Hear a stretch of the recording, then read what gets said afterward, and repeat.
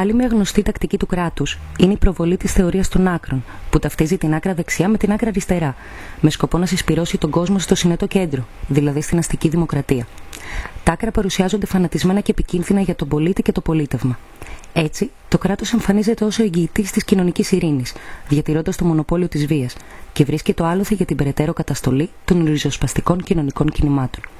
Έχουμε λοιπόν την δυναμική κοινωνική αντίσταση να θεωρείται ακραία με όποια μέσα και αν πραγματοποιείται και να εξισώνεται με το παρακράτος, τη ρατσιστική βία και γενικότερα με τα φασιστικά ιδεολογήματα. Σταδιακά λοιπόν, τα αγωνιζόμενα κομμάτια της κοινωνίας ενοχοποιούνται, ενώ παράλληλα τα φασιστικά μορφώματα αποστιγματίζονται και καθιερώνονται ως αντισυστημικά στην επίπλαστη κοινή γνώμη. Αλέρτα! Αλέρτα αντιφασίστα!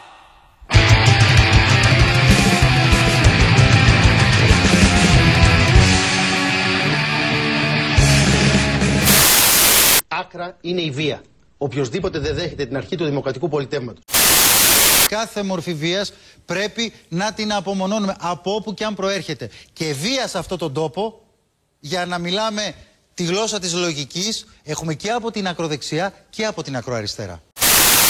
Να προειδοποιήσουμε τις συλλογικότητες όλων των μορφών σε όλη τη χώρα ότι πάση θυσία πρέπει να αποφευθεί η παγίδα που στείνει σήμερα η Χρυσή Αυγή και το ακροδεξιό παρακράτος, που θέλει να παρασύρει σε κύκλους βίας, πολιτικής βεντέτας και ανταρτοπολέμου τις συλλογικότητες κάθε μορφής που δραστηριοποιούνται σε όλη τη χώρα.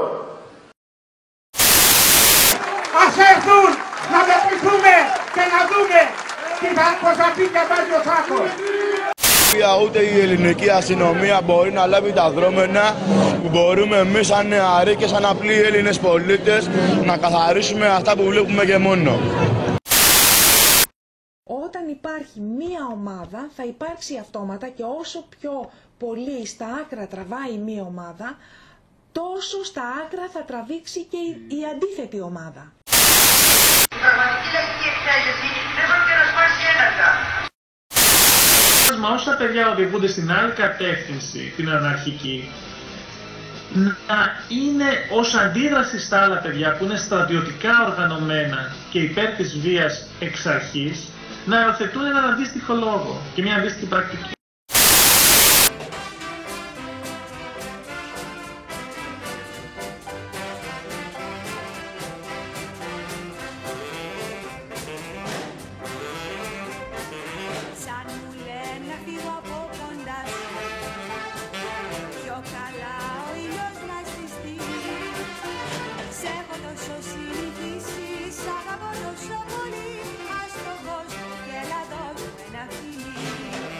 Εγώ θα σ' αγαπώ.